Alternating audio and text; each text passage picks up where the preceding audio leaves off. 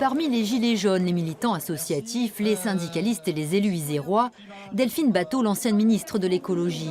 L'actuelle députée souhaite déposer un amendement sur la mise en concurrence des barrages hydrauliques.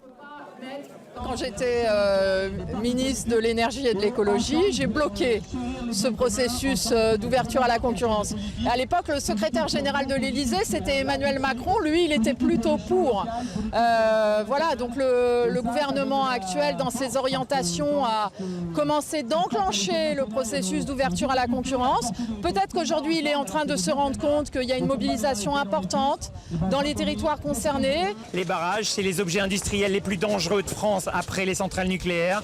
Pour faire baisser les prix ici, c'est ce qu'ils nous annoncent. Ils vont être obligés de limiter la maintenance et de ne pas faire les investissements nécessaires et de mal surveiller ces ouvrages.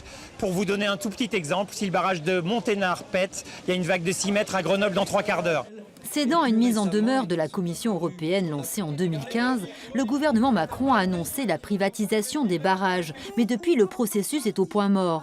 Les débats sur la loi énergie vont débuter la semaine prochaine à l'Assemblée nationale. L'occasion d'en savoir un peu plus.